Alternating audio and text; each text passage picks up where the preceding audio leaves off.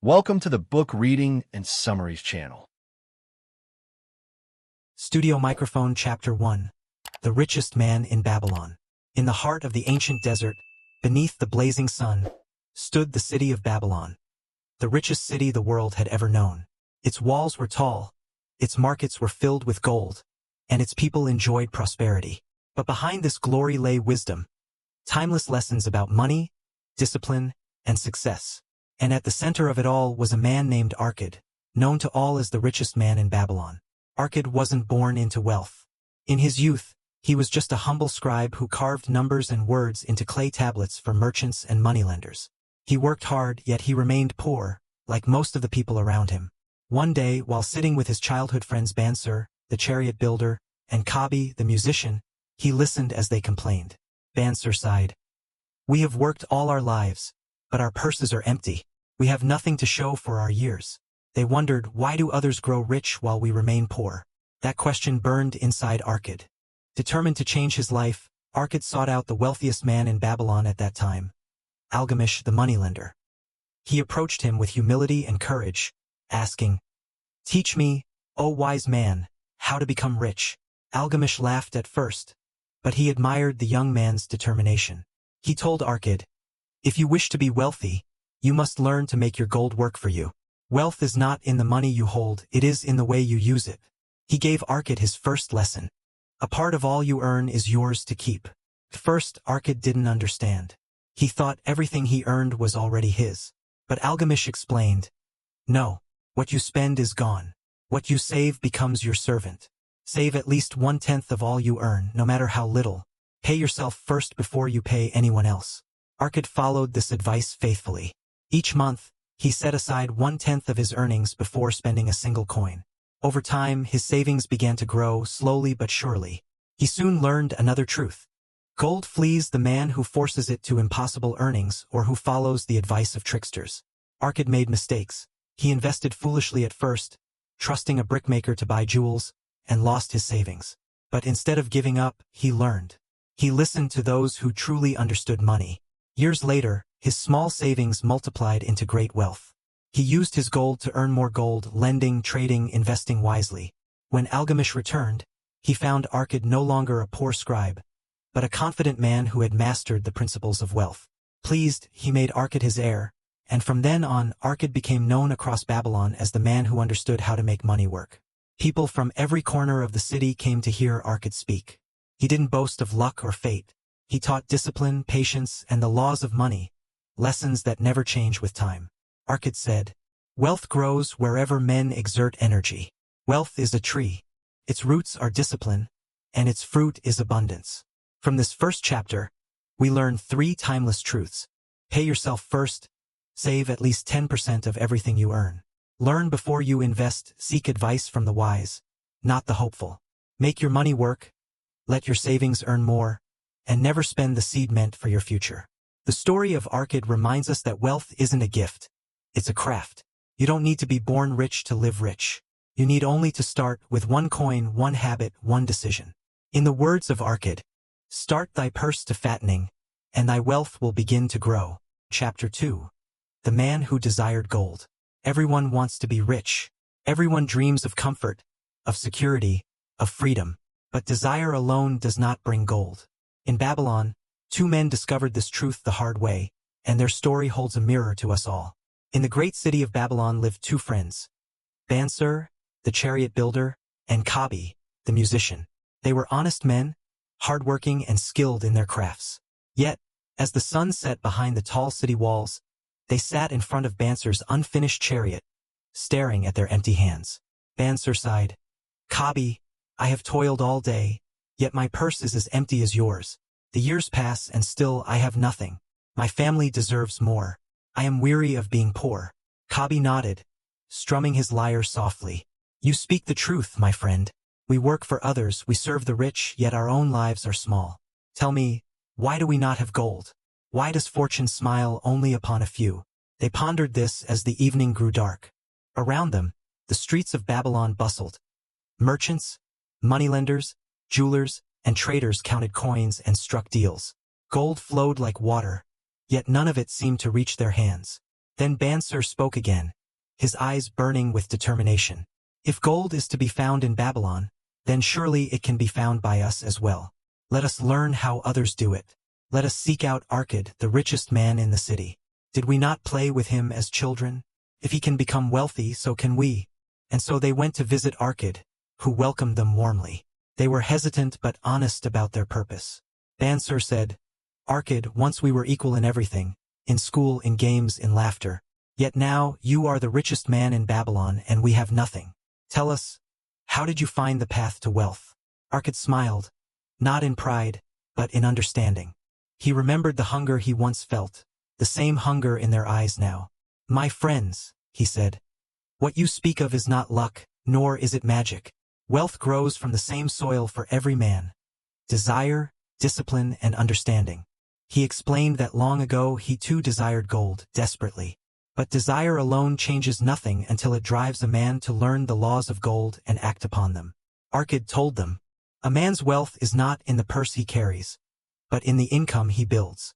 What you keep grows, what you spend is gone forever. He shared the first great secret of wealth. Pay yourself first. For every 10 coins you earn, keep 1 for yourself. Your purse will soon begin to fatten. Babylonian and Kabi listened carefully. They realized that all their lives they had paid others, the food seller, the cloth maker, the landlord, but never themselves. They worked for everyone else but never for their own future. Arkad continued, when you keep part of all you earn, your gold will begin to work for you. Then it will have children, and the children will work for you as well. That is how a purse grows full. Babylonian asked, but what of our needs? How can we save if we already spend all we earn? Arkad replied gently, what each of you calls needs are often but desires. A man's purse grows only when he learns to control his spending. Learn to live upon less than you earn. These words struck deep.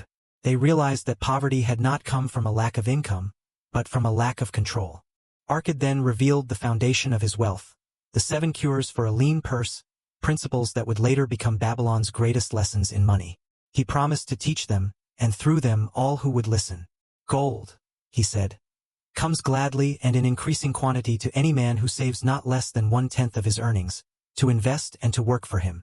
That night, as Babylonian and Kabi walked home under the starlit Babylonian sky, something had changed. They were still poor in coins but now rich in purpose. For the first time they understood. The beginning of all wealth is the decision to keep a portion of what you earn, no matter how small. Desire had turned into discipline, and discipline would one day bring them freedom. From Chapter 2, we learn 3 life-changing lessons. Desire alone is not enough, you must act upon your desire with knowledge and discipline.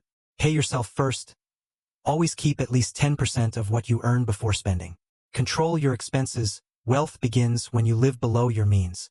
The story of Babylonian and Kabi is the story of us all, ordinary people seeking a better life. The moment we decide to save, to control our habits, to learn the laws of money, we take our first step toward freedom. As Arkad said, the sooner you learn to control your purse, the sooner you will master your destiny. Chapter 3, The 7 Cures for a Lean Purse. What if the secret to wealth could be learned? Step by step, law by law, just like a trade or a craft. In Babylon, the great King Sargon faced a problem. His people were poor, discontented, and fearful for their future. So, he called upon the richest man in the city, Arkad, to teach the citizens how to grow their wealth. And Arkad agreed. The king gathered hundreds of men in the great hall of learning, and Arkad stood before them. He looked upon their anxious faces and said, I once was poor, just as you are now. I earned nothing more than a few coppers each day. But I learned the laws of money, and when I obeyed them, money came to me in abundance. Then he promised to share with them 7 simple cures for a lean purse, the 7 timeless principles that build wealth for anyone, in any age. Cure 1. Start thy purse to fattening. Arkad began. For every 10 coins thou earn, save 1 for thyself. It sounded simple, even too simple, but it was the foundation of all riches. He told them, pay yourself first. Before you pay the baker, the cloth maker, or the landlord, pay your own future. When you keep at least 1/10 of all you earn, your purse begins to fatten. Slowly, yes, but surely. It's not the amount that matters at first. It's the habit of saving. Voiceover cue. Pause slightly. Each coin you keep is a seed. And from that seed, a tree of wealth will grow. Cure 2. Control thy expenditures. Arkad said, What each of us calls our necessary expenses will always grow to equal our incomes unless we protest against it. We all know this truth: the more we earn, the more we tend to spend. The lesson is clear. Distinguish needs from desires. Live below your means. Track your spending. Use your money wisely, not on fleeting pleasures, but on things that bring long-term value. The secret isn't how much you make, it's how much you keep. Cure 3. Make thy gold multiply. Once you have saved, don't let your money sleep. Arkad declared. Gold in a purse is of no value. It must be put to work. Money is like a worker. If you send it out wisely, it will return with more gold, and its offspring will do the same. This is the power of compound growth. Invest your savings in ventures you understand, safe, steady opportunities where your money can earn more money. Or, in modern terms, don't just save, invest. Cure 4.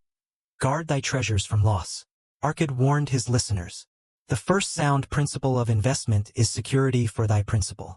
In other words, don't chase unrealistic returns. Be wary of get-rich-quick schemes. Gold flees from those who trust the inexperienced or the greedy. Seek counsel only from those who are wise in handling money, people who have succeeded in what you wish to do. Your first goal is not to make money fast, it's to not lose what you've worked so hard to gain. Cure 5. Make of thy dwelling a profitable investment. Arkad smiled and said, Own thy home. It will bring satisfaction to thy heart and peace to thy mind. In Babylon, this meant building a house on your own land. In our world, it means investing in stability, creating a foundation for your life that doesn't depend on rent or others' whims. A home gives a man pride, and pride strengthens discipline, the root of all prosperity. Cure 6. Ensure a future income. Provide in advance for the needs of thy growing age and the protection of thy family. Arkad reminded them that wealth is not only for today, but for tomorrow. Save for retirement, for emergencies, for your family's future. Put your gold where it can serve you when your strength is gone. In modern terms, build long-term financial security through consistent planning. Cure 7. Increase thy ability to earn. Arkad concluded. Cultivate thy own powers, study, become wiser, more skillful. The more of wisdom thou gain, the more of wealth thou shalt possess. Your greatest asset is not your gold. It's you. Develop your skills. Learn new things. Improve your craft. When your value increases, so does your income. In short, never stop learning. Because wealth begins in the mind long before it appears in the purse. When Arkad finished, the great hall was silent. Every man there understood that the secret to wealth was not hidden in magic or chance. It was in discipline and action. The 7 cures were not rules to read once. They were habits to live every day. From Chapter 3, the 7 cures are: start thy purse to fattening. Control thy expenditures. Make thy gold multiply. Guard thy treasures from loss. Make of thy dwelling a profitable investment. Ensure a future income. Increase thy ability to earn. Simple, ancient, timeless. Arkad's voice still echoes across the centuries. That wealth is not a mystery. It's a method. And anyone who learns and lives by these 7 cures can rise from poverty to prosperity. In his words, if you follow these truths faithfully, thy purse shall soon bulge with gold, and thy future shall be secure. Chapter 4. Meet the goddess of good luck. Everyone dreams of good luck, that golden moment when fortune smiles upon us, when life suddenly changes for the better. But what if luck isn't random at all? What if it visits only those who are ready for it? That's the lesson Arkad shared when he spoke about the goddess of good luck, and how to make her your lifelong companion. One evening, in the gardens of Babylon, Arkad gathered a small group of men under the starlit sky. They sat in a circle, eager to hear his wisdom. The topic that night was one that fascinated everyone. Luck. One man said, Arkad, surely you became rich because fortune favored you. How else could a poor scribe rise so high? Arkad smiled. You are wrong, my friend. Luck had little to do with it. Gold comes to those who apply the laws of money, not those who wait for miracles. Another man protested. But what of those who win the favor of the gods? Surely some men are born lucky? Arkad replied firmly. Nonsense. The goddess of good luck favors only those who take action. He explained that many people pray for luck, but few are prepared when opportunity arrives. They wait, they wish, they dream, but they never move. Action, said Arkad, is the best friend of good luck. Idleness is her worst enemy. Arkad told a story about a farmer who dreamed of finding gold buried in his field.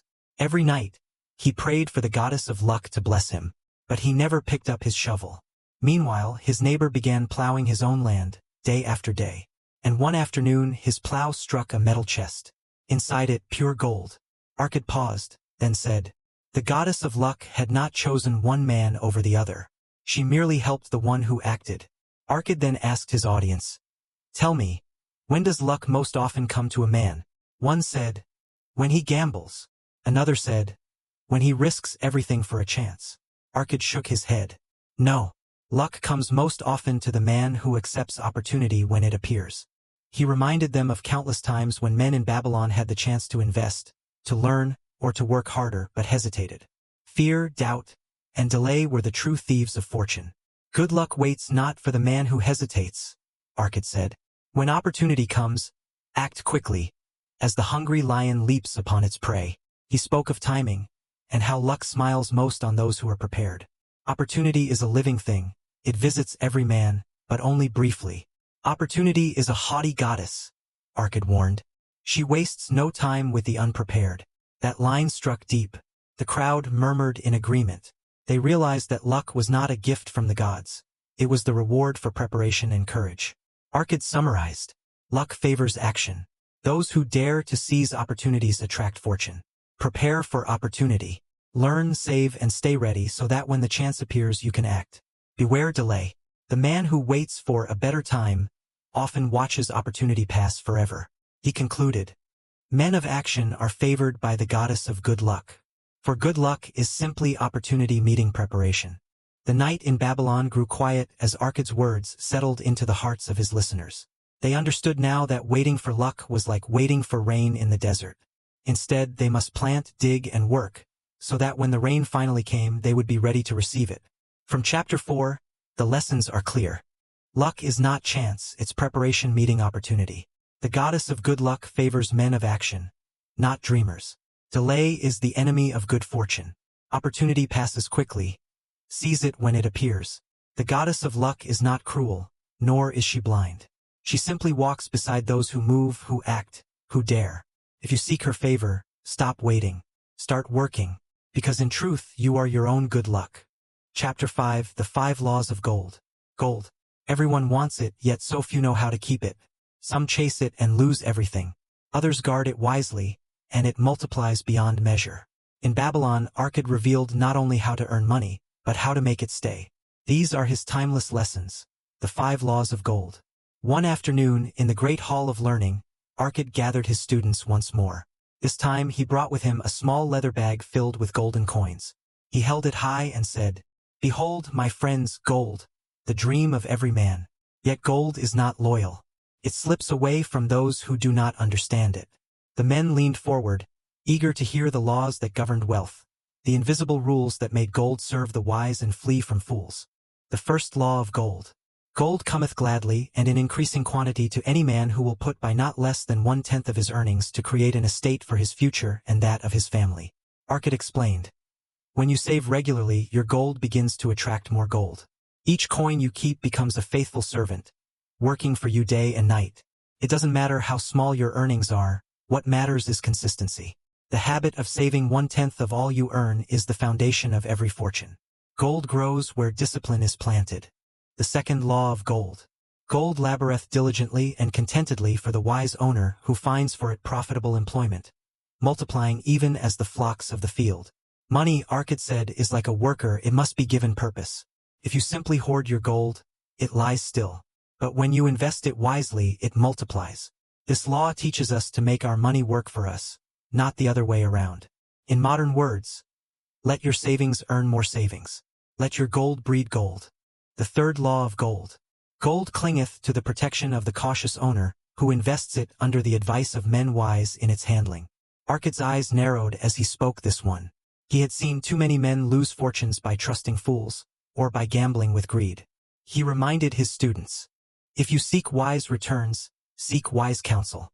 Before investing, consult those who have succeeded in what you wish to do. Gold stays with the careful, and abandons the reckless." The fourth law of gold. Gold slippeth away from the man who invests it in businesses or purposes with which he is not familiar or which are not approved by those skilled in its keeping. This law warns against ignorance. Arkad told of men who gave their money to untrained jewelers, brickmakers, or travelers, all promising riches but delivering ruin. He said, "Would you trust a carpenter to judge precious gems? Then why trust a stranger to multiply your gold? Knowledge protects wealth. If you don't understand it, don't invest in it." The fifth law of gold. Gold flees the man who would force it to impossible earnings, or who follows the alluring advice of tricksters and schemers, or who trusts it to his own inexperience and romantic desires in investment. Arkad's tone grew stern. He warned against the most dangerous of all traps, greed. Every city, he said, has men who promise quick riches, who claim to know secret ways to wealth. But these are illusions. Gold flees from the man who seeks impossible returns. Patience and prudence build lasting wealth. Haste and greed destroy it. Arkad closed the lesson by saying, "The laws of gold are the same today as they were when Babylon was young. They are the laws of nature, simple, unchanging, and just." He poured the golden coins back into the leather bag, the soft clinking sound echoing through the hall. Then he said quietly, "To every man who obeys these laws, gold comes gladly. To every man who breaks them, gold flees." The crowd sat in silence. They realized that wealth was not a mystery, nor a matter of luck. It was a matter of laws, invisible principles that rewarded the wise and punished the careless.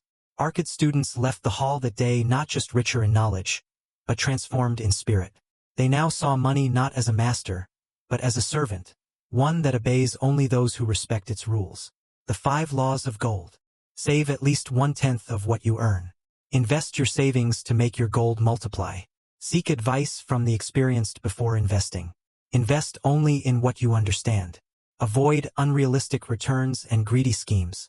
Simple, proven, eternal. Gold is not luck. Gold is discipline, patience, and wisdom in action. Follow the 5 laws and gold will serve you faithfully for life. In Arkad's words, "To the man who obeys the laws of gold, she comes gladly. To the man who ignores them, she flees as the wild deer flees from the hunter."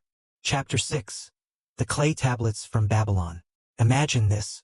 You are drowning in debt, surrounded by bills, with no hope in sight. Now imagine finding a way out, one small, steady step at a time. That's exactly what happened to Dabasir, a man of Babylon who turned his life from shame to strength. His story was discovered centuries later, written on 5 clay tablets, buried in the desert sand.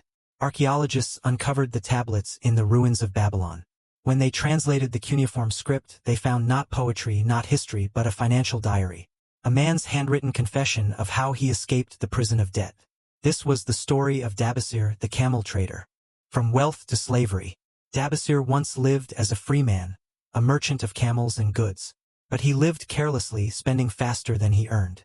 He borrowed gold from friends and traders, promising to repay, yet never keeping his word. Soon his debts grew too large. His friends turned away. He lost his home, his respect, and his freedom. In desperation, he fled Babylon, hoping to start anew in distant lands. But misfortune followed him. Thieves captured him and sold him into slavery in Syria. The proud Babylonian became a servant in a foreign land. The lesson in the desert. One night, while sitting under the stars, his master's wife, a kind woman, spoke to him gently. "You are not a slave, Dabasir," she said. "You are a free man who has chosen slavery by the actions of his own heart." Her words struck deep. He realized that freedom was not a gift, it was a discipline, and he had thrown it away by failing to control his desires and his spending. That night, Dabasir made a promise to himself. He would return to Babylon. He would repay every debt. He would earn back his honor. The journey home. When the chance came, he escaped across the desert. The sun burned his skin. The sand tore at his feet. But he walked on, fueled by a single thought. "I will pay my debts and live free again." He reached Babylon half-starved and penniless, but alive, and more importantly, reborn in spirit. The plan of redemption. On the 1st of the next month, Dabasir wrote on the first clay tablet, "This day, I have resolved to repay my debts, to restore my honor, and to make my life once again worth the respect of men." He divided his earnings according to Arkad's principles. 1/10 for saving to keep for himself, 7/10 for living expenses, 2/10 for repaying debts. He met each creditor in person. He said to them honestly, "I have nothing to pay today, but I will pay you 2 coins of every 10 I earn, until the debt is gone." Most creditors, surprised by his sincerity, agreed. They had heard many excuses from debtors but never a plan. And so, Dabasir began his climb out of bondage. The tablets of progress. The second tablet told of his struggle, how difficult it was to live on less, to deny old habits. He wrote, "My wife and I have learned to live with what we have. There is great joy in self-control." On the third tablet, he described how his gold began to grow again. Slowly, faithfully. His savings brought him confidence. His reputation improved. He found new business opportunities, for people now trusted him once more. By the fourth tablet, he celebrated. "Today, I paid the last of my debts. I am once again a free man of Babylon." And on the fifth tablet, he wrote his message to all who would read after him. Where determination lives, failure cannot dwell. He who has the soul to fight his own weakness can conquer even debt. The moral of Dabasir's story.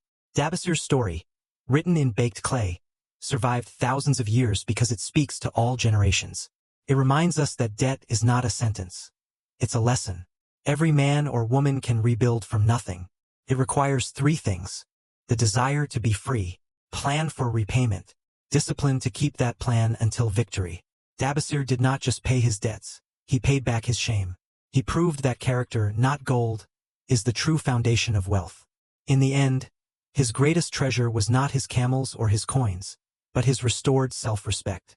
The 3 steps to escape debt from Dabasir's tablets. Live on 70% of what you earn. Save 10% for yourself. Use 20% to pay your debts consistently. Stay disciplined. Stay humble. Keep your promise. Centuries may pass, but the truth remains. Wealth is not built in the market. It is built in the mind. As Dabasir wrote, "If a man has determination, there is no debt he cannot repay, no shame he cannot erase, and no future he cannot rebuild." Chapter 7. The luckiest man in Babylon. What is luck? Is it fate, fortune, the mysterious favor of the gods? Or is it something far more practical? Something we create ourselves? In ancient Babylon, men often spoke of luck as if it were a gift from the heavens. But one night, a group of citizens gathered in the great temple to debate a burning question. Who is the luckiest man in Babylon? And why? The high priest of the Temple of Learning called the meeting. Many came, traders, soldiers, scribes, even beggars, curious to hear stories of fortune and fate. Each man believed he knew what luck meant. Some said it was chance. Others said destiny. But none could explain why fortune smiled on some and ignored others. The priest proposed, "Let us hear from those who claim to be lucky. Let them tell their story, and we shall judge what makes a man fortunate." The debate begins. The first man stood and said, "I am lucky, for I found a purse of gold in the street." But the priest asked, "Did you keep the gold?" The man hesitated. "No, the owner was found, and I returned it." The priest smiled gently. "Then you were honest, not lucky." The crowd laughed softly. Another man said, "I am lucky because I inherited my father's estate." Again the priest replied, "Then you are fortunate in birth, but that is not the luck that blesses a man's efforts." One by one, men told tales of chance and coincidence. Yet none seemed to have a true answer. Until one man, quiet, sunburned, dressed in the simple clothes of a farmer, rose to speak. The farmer's story. His name was Sharru Nada. He was no nobleman, no priest, no scholar. Yet when he began to speak, the crowd leaned forward in silence. "I am Sharru Nada," he said. "Once a slave, now a free man and a successful merchant. They say I am the luckiest man in Babylon. But I tell you, my luck began when I decided to work." The hall grew quiet. Chains from slave to merchant. Sharru told his story. "I was captured in war and sold into slavery. My first master was kind, my second cruel. But no matter my circumstance, I said to myself, I will be worth more than I cost." He worked with diligence, serving his masters so well that traders and merchants began to notice him. One day, a wealthy man named Arkad offered him a chance to help with his caravans. Sharru accepted. He worked harder than any free man, managing goods, protecting trade routes, and learning every secret of business. Years passed. Finally, Arkad said to him, "You have served me with loyalty. I will make you free." But Sharru refused. "Do not give me freedom, master. Let me earn it. Let me buy it with my own gold so that I will know its value." Arkad admired his spirit. He allowed him to trade small goods on the side, keeping his profit. Piece by piece, Sharru saved his gold, not spending, not boasting, only working. And at last, he paid for his freedom with his own hands. The luck of the prepared. When he returned to Babylon, many greeted him as a man of great fortune. But Sharru laughed and said, "My luck was not in the stars, it was in my effort. Luck comes to those who take action while others wait." He invested his earnings, built a caravan of his own, and became one of the richest traders in the East. He helped other slaves win freedom, teaching them the same lesson. Work is the best friend of luck. High Voltage, the priest's revelation. After hearing the story, the high priest stood and said, "This man has spoken wisely. Luck is not chance. It is the meeting of opportunity and preparation." He turned to the crowd and continued, "The gods favor those who act. The man who waits for luck waits forever. The man who acts creates his own." The people nodded in agreement. They finally understood, fortune is not random. It rewards those who are ready to seize it. The message for us all. The tale of Sharru Nada, the luckiest man in Babylon, has survived through the centuries because it teaches a simple truth. Luck follows effort. Opportunity comes to the prepared. Success belongs to the persistent. In modern words, luck is when preparation meets opportunity, nothing more, nothing less. There are two kinds of people in the world, those who wait for things to happen, and those who make them happen. Sharru Nada stopped waiting. He built his own luck, brick by brick, choice by choice. And in doing so, he became free not just in body but in spirit. Lightbulb, the 3 lessons from the luckiest man in Babylon. Luck comes to those who take action. Work and preparation attract opportunity. Freedom and fortune are earned, never given. So the next time you wait for luck, remember Sharru Nada. He was not chosen by fate, he chose himself. Action is the seed of luck. Patience is the soil. And perseverance is the sun that makes it grow. Chapter 8. The Walls of Babylon. Every great city has its walls. Every strong life has its defenses. Without them, both are vulnerable to enemies, to fear, to ruin. This is the story of Babylon, the wealthiest city of the ancient world, and how her mighty walls became the symbol of security, discipline, and faith. The city of Babylon stood in the heart of the desert, a jewel of stone and gold surrounded by endless sand. Its wealth was unmatched, its towers touched the sky, and its people lived in comfort and confidence. But none of this came by accident. Babylon was protected by walls so thick that chariots could race across their tops. Walls built not in times of peace, but in times of fear. The siege begins. One night, long ago, the sky turned red with fire. An invading army, fierce and merciless, surrounded Babylon. Their war drums thundered across the desert, shaking the hearts of men. Inside the city, panic rose. The people rushed to the great gates, crying out to the guards. "Are the walls strong enough?" they shouted. "Will the enemy break through?" But the guards answered calmly, "Fear not. The walls of Babylon are strong, and our stores are full. We have enough food and water to last until they tire and turn away." Faith in preparation. For many days, the siege continued. The enemy shouted threats. Arrows darkened the sky, but the walls stood firm, silent, unshaken, immovable. Inside, life went on. Families cooked, merchants traded, and soldiers laughed on the battlements. The people of Babylon had faith, not blind faith, but faith in what they had built. They trusted their preparation. They trusted their discipline. And in the end, their patience outlasted the enemy. When the invaders finally withdrew, defeated and starving, the people of Babylon celebrated. Their city had survived because they had planned before danger came. The lesson of the walls. The old men of Babylon gathered their children and said, "Remember this. The walls you build before danger will protect you when danger arrives."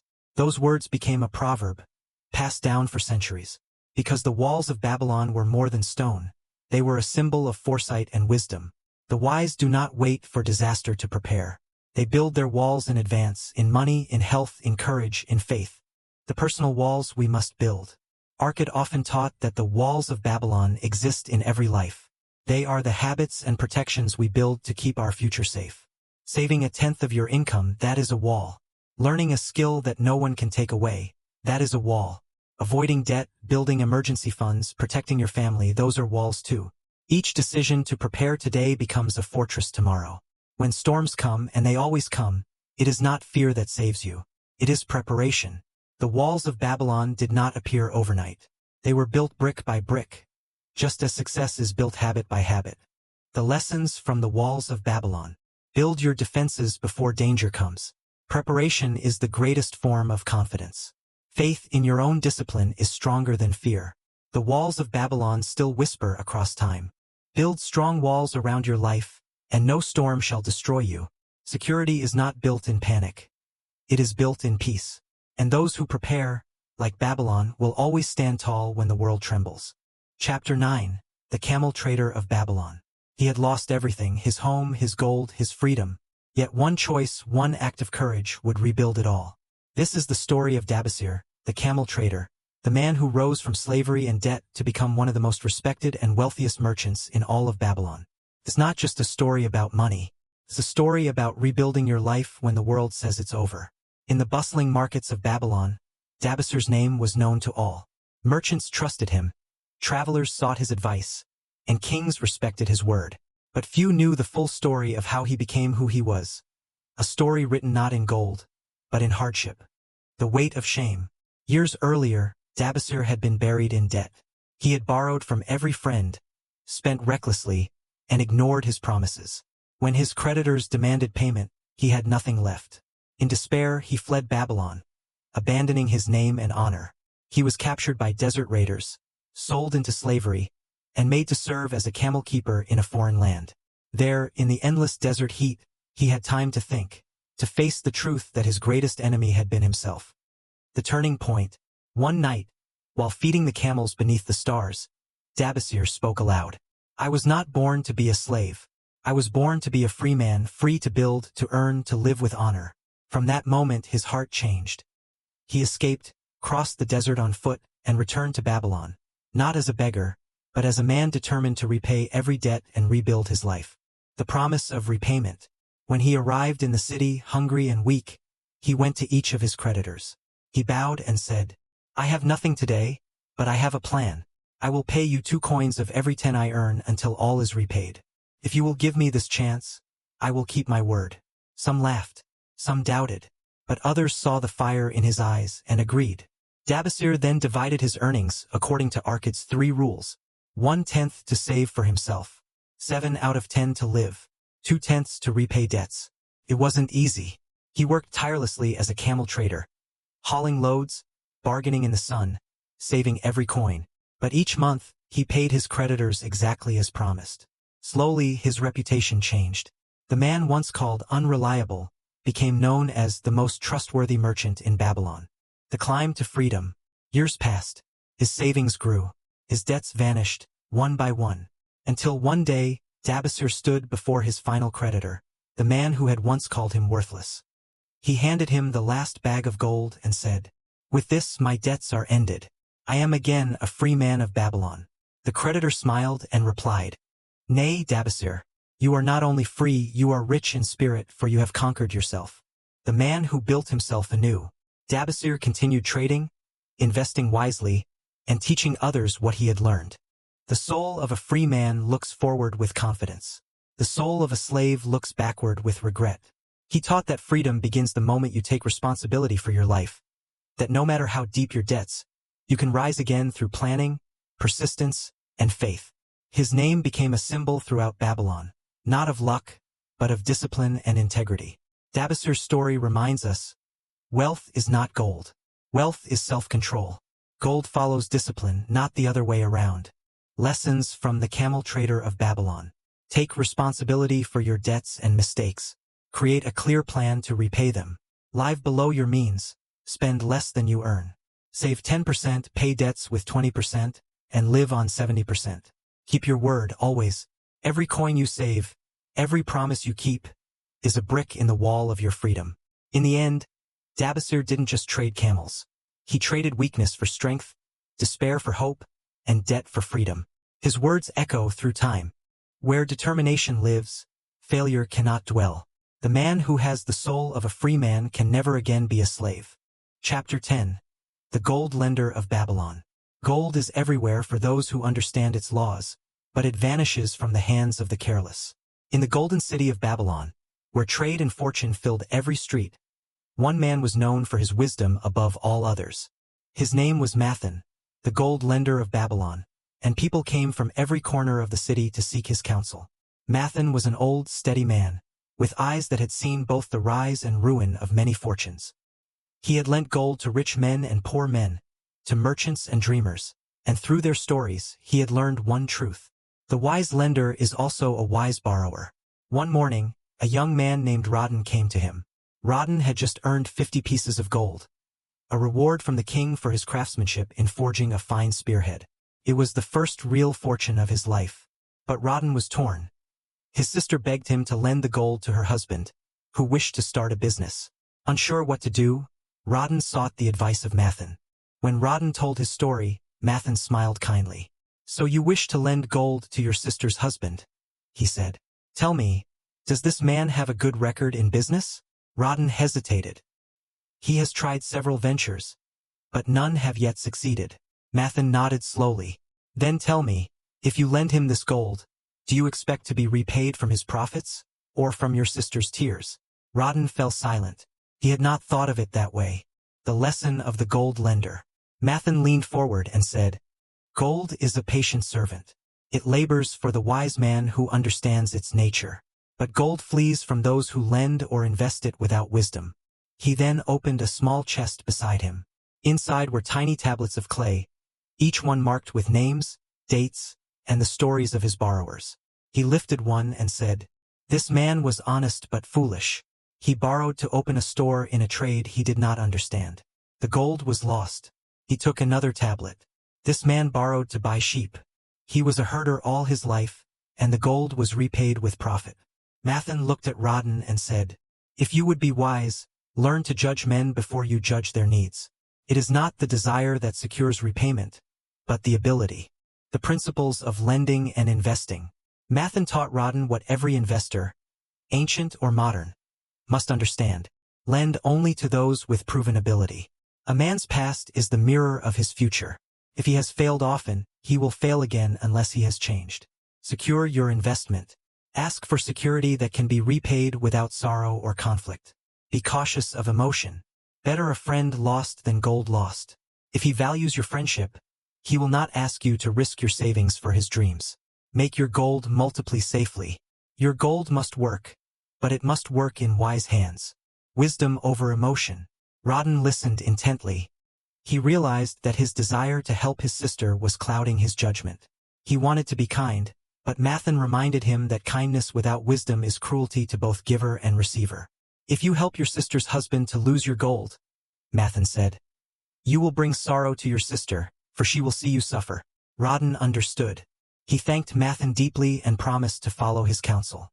The final advice of Mathan. Before Rodden left, Mathan said one final thing, words that every generation of readers has remembered since.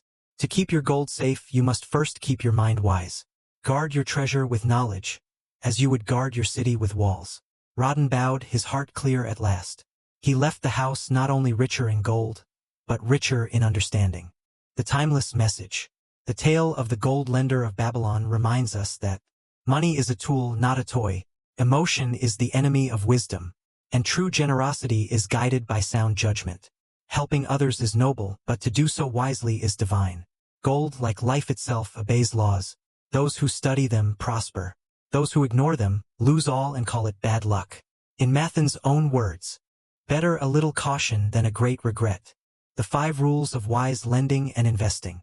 Lend only to those with experience and skill. Always demand security or collateral. Avoid emotional decisions, wisdom first, kindness second. Make your gold multiply safely, not recklessly. Guard your wealth with knowledge and discipline. As the sun set over the golden towers of Babylon, Mathan's words echoed in the marketplace. Gold is a faithful servant to the wise, but a cruel master to the fool.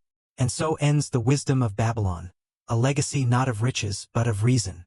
A city long fallen, yet its lessons still rise, teaching us that wealth begins not in the purse, but in the mind. Subscribe to the channel to motivate us to create more useful videos.